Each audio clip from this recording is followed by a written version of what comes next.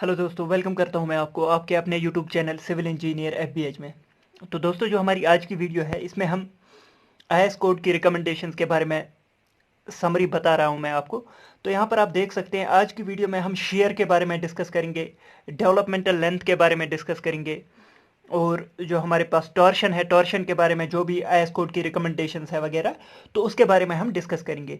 तो ये वीडियो बहुत ही इंपॉर्टेंट है क्योंकि इस शेयर और जो हमारे पास डेवलपमेंटल लेंथ है इसमें से ज़्यादा जो है क्वेश्चंस पूछे जाते हैं और रिकमेंडेशन भी बहुत इंपॉर्टेंट बन जाती है इसकी।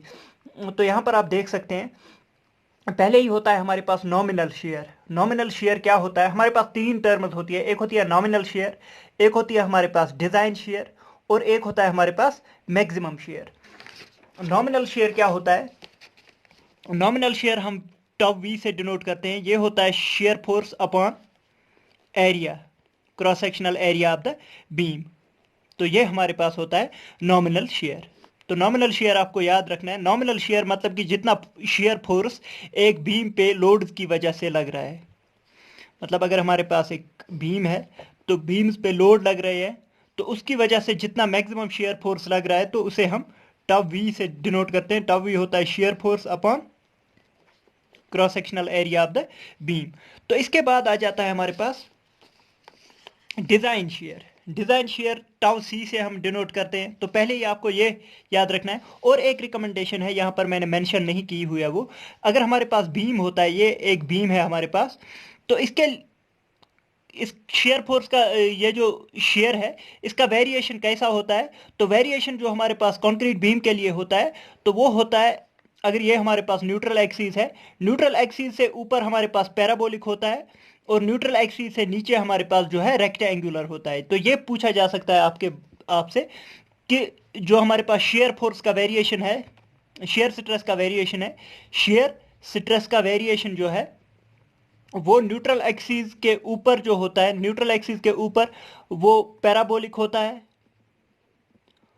और न्यूट्रल एक्सिस जो हमारे पास है, न्यूट्रल एक्सिस से नीचे जो होता है वो हमारे पास होता है रेक्टेंगुलर। तो ये बहुत बार क्वेश्चन मैंने देखा हुआ है एग्जाम्स में, तो ये आपको याद रखना है। पैराबोलिक ऐसे न्यूट्रल एक्सिस से ऊपर पैराबोलिक और न्यूट्रल एक्सिस के नीचे रेक्टेंगुलर होता है। तो ये चीज़ आपको याद रखनी है। ये एक रिकमेंडेशन हुई। दूसरी हुई कि हमारे पास नॉमिनल शेयर जो है वो होता है shear force upon cross sectional area of the beam. इसके बाद आ जाते हैं हमारे पास टाउ सी, जो हमारे पास डिजाइन शेयर स्ट्रेंथ होती है। तो डिजाइन शेयर स्ट्रेंथ आपको याद रखना है। डिजाइन शेयर स्ट्रेंथ जो है हम कैसे निकालते हैं, हमें क्या निकालना होता है इसमें? इसमें हमें एक तो निकालना होता है percentage of steel and grade of concrete. तो ग्रेड ऑफ कंक्रीट हमने क्या डाला हुआ है? बीम बनाने के लिए हमने कौन सा ग्रेड ऑफ कंक्रीट यूज़ किया है? M20, M25, M30, जो भी हमने यूज़ किया होगा। तो ये ग्रेड ऑफ कंक्रीट पे भी डिपेंड करता है। तो पहले ही आपसे ये क्वेश्चन पूछा जाता है, जो हमारे पास डिज़ाइन शेयर स्ट्रेस होता है, ये एक तो ग्रेड ऑफ कंक्रीट पे भी डिपेंड करता है, ग्रेड ऑफ कंक्रीट पे भी डिपेंड करता है, और परसेंटेज ऑफ स्टील पे डिपेंड करता है, परसेंटेज ऑफ स्टील पे डिपेंड करता है। क्योंकि हमें जो है एक टेबल दिया होता है आईएस कोड में, आईएस कोड में यहाँ पर परसेंटेज ऑफ स्टील दिया होता है और यहाँ पर ग्रेड ऑफ कंक्रीट दिया होता है। तो जब हम परसेंटेज ऑफ स्टील और ग्रेड ऑफ कंक्रीट देखते हैं तो हमें यहाँ पर वैल्यू मिल जाती है कि कितना जो है डिज़ाइन शेयर स्ट्रेंथ हमें मिल जाएगा। तो ये चीज़ आपसे पूछी जाती है कि डिज़ाइन शेयर स्ट्रेंथ जो है वो किस पे डिपेंड करती है। तो ये दूसरा पॉइंट हो गया। इसके बाद आते हैं maximum shear strength. Maximum shear strength, तो मैक्सिमम शेयर स्ट्रेंथ जो है वो कोड में दी हुई है, एक टेबल दिया हुआ है। तो मैक्सिमम शेयर स्ट्रेंथ जो है सिर्फ और सिर्फ ग्रेड ऑफ कंक्रीट पे डिपेंड करता है। तो ये भी क्वेश्चन पूछा जाता है, ग्रेड ऑफ कंक्रीट पे ही डिपेंड करता है। तो ये तीन चीज़ें आपको याद रखनी है। एक तो ये याद रखना है कि हमारे पास जो है design shear strength grade of concrete और परसेंटेज ऑफ स्टील पे डिपेंड करता है, और मैक्सिमम शेयर स्ट्रेंथ जो है वो ग्रेड ऑफ कंक्रीट पे ही डिपेंड करती है सिर्फ और सिर्फ, ये ग्रेड ऑफ स्टील वगैरह पे डिपेंड नहीं करता है। तो ये तीन चीज़ें आपको याद रखनी है। यहाँ पर आप देख सकते हैं design shear strength depends upon the grade of concrete and percentage of steel, और हमारे पास मैक्सिमम शेयर स्ट्रेंथ जो होती है विथ शेयर इन्फोर्समेंट, ये शेयर इन्फोर्समेंट जब हमने प्रोवाइड किया होता है, ये it depends upon the grade of concrete only. तो ये सिर्फ और सिर्फ ग्रेड ऑफ कंक्रीट पे ही डिपेंड करता है। तो ये चीज़ें आपको याद रखनी है। इसके बाद यहाँ पर एक टेबल भी दिया हुआ है, कभी कभार इससे भी क्वेश्चन पूछा जाता है। तो ग्रेड ऑफ कंक्रीट और मैक्सिमम शेयर स्ट्रेंथ जो है इसका एक टेबल भी दिया है हमारे पास 2.5, 2.8, 3.1, 3.5 एंड 3.7। M40 के लिए हमारे पास 4। तो ये डिफरेंट ग्रेड्स ऑफ कंक्रीट दिए हैं, उनके लिए हमारे पास मैक्सिमम शेयर स्ट्रेंथ दी होती है। तो इस टेबल का थोड़ा आइडिया होना चाहिए आपको।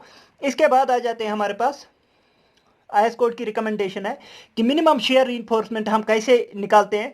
तो उसके लिए हमारे पास फार्मूला है, ASV होता है हमारे पास शेयर रीइंफोर्समेंट, B होता है हमारे पास width of the beam, SV होता है spacing of the shear reinforcement, 0.4, 0.87, FY आपको पता ही है ग्रेड ऑफ स्टील। तो यहाँ पर इससे हम क्या निकालते हैं, इससे हम निकालते हैं एरिया ऑफ शेयर रीइंफोर्समेंट। तो ये फार्मूला आपको याद रखना है। फार्मूला बेस्ड डायरेक्टली आपको न्यूमेरिकल भी पूछा जा सकता है या फिर फार्मूला ही आपसे पूछा जाता है। तो इसके बाद आ जाते हैं हमारे पास नेक्स्ट है स्पेसिंग। अगर हमें स्पेसिंग निकालनी होती है तो स्पेसिंग में इसी फार्मूले को हमें SV जो है स्पेसिंग निकालनी होती है। तो SV हमें यहां से निकालना है। तो इसको जब हम इस फार्मूले को थोड़ा मॉडिफाई करेंगे तो हमारे पास स्पेसिंग निकल के आ जाती है 2.175 FY ASV अपॉन B। तो ये इसी फार्मूले से आ जाता है। स्पेसिंग आपको याद रखनी है। अब हमें पूछा क्या जाता है, ज्यादातर स्पेसिंग पूछा जाता है। तो स्पेसिंग अगर आपसे ये पूछा जाएगा कि शेयर रीइंफोर्समेंट जो हम प्रोवाइड करते हैं बीम, ये फॉर एग्जांपल हमारे पास बीम है, तो बीम में हम क्या लगाते हैं, शेयर रीइंफोर्समेंट ऐसे लगाते हैं। ये मैन रीइंफोर्समेंट हुआ, लॉन्गिट्यूडनल रीइंफोर्समेंट, तो हम शेयर रीइंफोर्समेंट ऐसे लगाते हैं। तो ये शेयर रीइंफोर्समेंट के बीच में कितनी स्पेसिंग हम प्रोवाइड करेंगे, तो ये आपको याद रखना है। स्पेसिंग के लिए 3 वैल्यूज होती है। एक होती है ये जो आपने फार्मूला लगाया है, एक तो ये, दूसरा 300 mm और तीसरा होता है 0.75 D। तो ये आपको याद रखना है। यहां पर मैं रिकमेंडेशन आपको बता रहा हूं। एक हो गया फार्मूले वाला 2.175 FY ASV, 0.175 FY ASV upon B। तो ये हो गया पहला फार्मूला। दूसरा हो गया 300 mm और तीसरा होता है 70.75 D। D होता है डेप्थ ऑफ बीम, 0.75 D। तो इन तीनों वैल्यूज में से जो मिनिमम वैल्यू होती है उतना हमें स्पेसिंग प्रोवाइड करना होता है। ये 300 mm, ये 0.75 D डेप्थ ऑफ बीम, इन तीनों में से जो वैल्यू सबसे छोटी होगी तो यही होता है हमारे पास मिनिमम शेयर रीइंफोर्समेंट के बीच में कितनी स्पेसिंग, ये आ जाएगी हमारे पास स्पेसिंग। लेकिन हमारे पास ये होता है वर्टिकल, अगर हम वर्टिकली शेयर रीइंफोर्समेंट डालेंगे। कभी कभार हम स्पेसिंग जो है वो हम इंक्लाइनेड डाल देते हैं ऐसे। तो इंक्लाइनेड के केस में आपको क्या करना है, इंक्लाइनेड के केस में आपको ये याद रखना है कि ऊपर वाली 2 वैल्यू सेम होती है, 2.175 FY ASV अपॉन B और 300 mm सेम ही होता है। और यहां पर जो है 0.75 D के बदले सीधा D आ जाता है, depth of beam, effective depth of beam. तो इन तीनों वैल्यूज में से जो मिनिमम वैल्यू होती है तो वो हम प्रोवाइड करते हैं स्पेसिंग बिटवीन द इंक्लाइनेड रीइंफोर्समेंट। तो ये आपको याद रखना है। अगर हम इंक्लाइनेड शेयर रीइंफोर्समेंट डाल रहे हैं तो यहां पर हम D लेते हैं, और जो हमारे पास वर्टिकल रीइंफोर्समेंट होती है उसके केस में हम 0.75 D होता है। तो यहां पर आपको ये याद रखना है, स्पेसिंग ये और 0.75 D for vertical share reinforcement और D फॉर इंक्लाइनेड स्टिरअप्स। तो ये वैल्यूज आपसे पूछी जाती है। अगर आपको मैक्सिमम स्पेसिंग पूछी जाए तो मैक्सिमम स्पेसिंग 300 mm होती है। या तो इन तीनों में से ये पूछा जाएगा, या फिर मैक्सिमम शेयर रीइंफोर्समेंट पे में कितनी डिस्टेंस होती है तो वो होती है 300 mm। तो ये आपको वैल्यूज याद रखनी है। इसके बाद आ जाते हैं हमारे पास क्रिटिकल सेक्शन इन शेयर, ये मैंने आपको बताया हुआ है। अब आ जाते हैं टॉर्शन जो है, टॉर्शन के लिए ये जो इक्वेशन 1-2 है सिर्फ आपको यही याद रखनी है, तो इसमें और कुछ नहीं पूछा जाता है। तो अगर आपको इक्विवेलेंट शेयर फोर्स निकालना होता है इन केस ऑफ टॉर्शन, तो ये होता है VU plus 1.6 TU upon B। तो ये आपको याद रखना है। इक्विवेलेंट शेयर फोर्स किसके बराबर होता है, shear force plus 1.6 tau U upon B। B क्या होता है हमारे पास, विड्थ ऑफ बीम, और टाउ क्या होता है हमारे पास, टाउ जो होता है ये होता है टॉर्शन कितना लग रहा है। तो ये फार्मूला आपको याद रखना है। एक तो ये फार्मूला आपको याद रखना है, और इक्विवेलेंट मोमेंट जो है इसके लिए फार्मूला आपको याद रखना है। इसके लिए होता है mu plus tu upon 1.7 1 plus D by B. तो ये फार्मूले दो जो है ये आपको याद रखने हैं। एक तो इक्विवेलेंट शेयर फोर्स का फार्मूला और इक्विवेलेंट मोमेंट का फार्मूला आपको याद रखना है। इसके बाद ये जो स्पेसिंग है इसमें थोड़ा स्पेसिंग जो है वो कॉम्प्लिकेटेड है। ये फार्मूले अगर आप याद रखना चाहो तो याद रख सकते हो।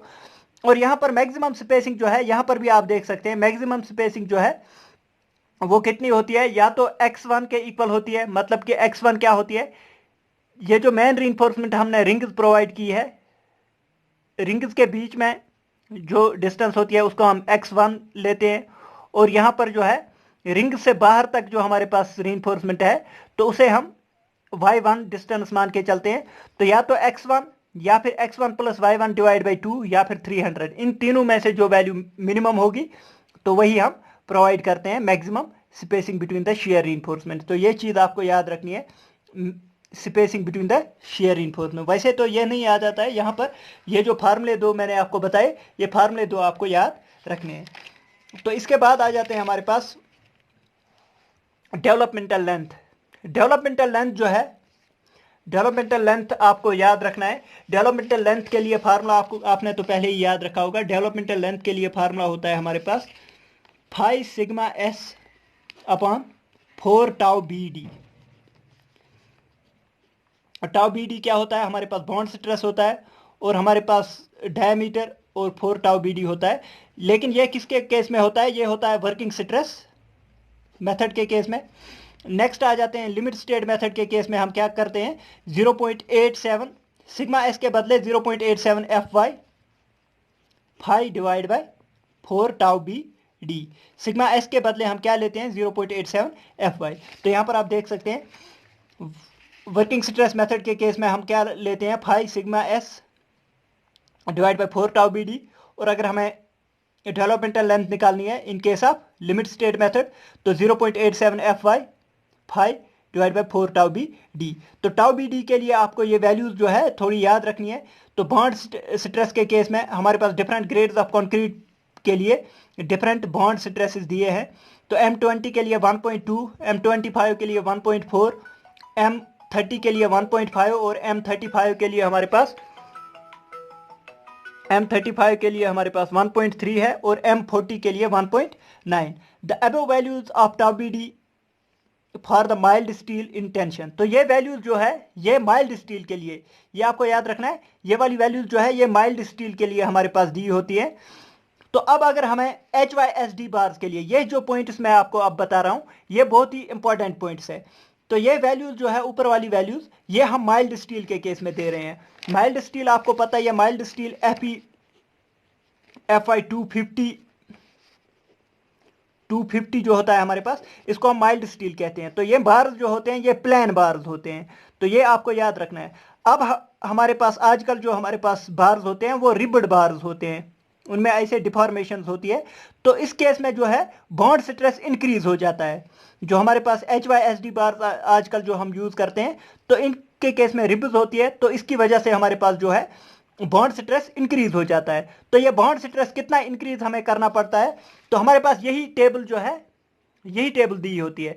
तो अब अगर हमें HYSD बार्स के लिए ये बॉन्ड स्ट्रेस की वैल्यू निकालनी है तो उसके केस में हमें क्या करना है, इसी वैल्यू को M20 के केस में इसी वैल्यू को जो है 60% इंक्रीज करेंगे, मतलब कि 1.6 से मल्टीप्लाई करेंगे इस वैल्यू को, तो हमारे पास HYSD बार्स के लिए आ जाएगी। चाहे आपके पास कोई भी ग्रेड ऑफ कंक्रीट दिया हुआ होगा तो आपको क्या करना है HYSD बार्स के लिए हमें जो है 60% इंक्रीज करना पड़ता है।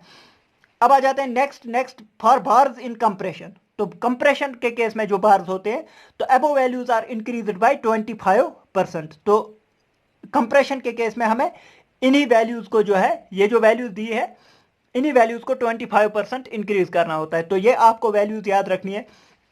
एक तो आपको डेवलपमेंटल लेंथ का फार्मूला याद रखना है, लिमिट स्टेट मेथड में क्या होता है, और ये जो है हमारे पास बॉन्ड स्ट्रेस के वैल्यूज जो है डिफरेंट ग्रेड्स ऑफ कंक्रीट के लिए ये आपको याद रखने हैं। इसके बाद ये याद रखना है HYSD बार्स के लिए हम 60% इंक्रीज करते हैं और कंप्रेशन के केस में हम 25% इंक्रीज कर देते हैं। तो ये दो चीज़ें आपको याद रखनी है। इसके साथ आ जाते हैं हमारे पास बंडल बार्स जो होते हैं, हमारे पास बंडल बार्स होते हैं। अगर हम बार्स को एक दूसरे के साथ बंडल करेंगे तो 2 बार्स के लिए हमें डेवलपमेंटल लेंथ जो है उसको 10% इंक्रीज करना पड़ता है। जो हमें फार्मूले से डेवलपमेंटल लेंथ आ गया उसको 10% इंक्रीज करना पड़ता है अगर हम 2 बार्स को बंडल कर रहे हैं।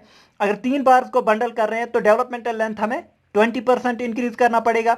और अगर हम 4 बार बंडल कर रहे हैं तो उसके केस में हमें 33% जो है डेवलपमेंटल लेंथ को इंक्रीज करना पड़ेगा। तो ये वैल्यूज भी आपसे पूछी जाती है। तो दोस्तों, अगर आपको आज की वीडियो पसंद आई, वीडियो को लाइक कीजिए, शेयर कीजिए अपने दोस्तों के साथ और सब्सक्राइब कीजिए हमारे चैनल सिविल इंजीनियर FBH को। थैंक यू दोस्तों, thank you for watching the video.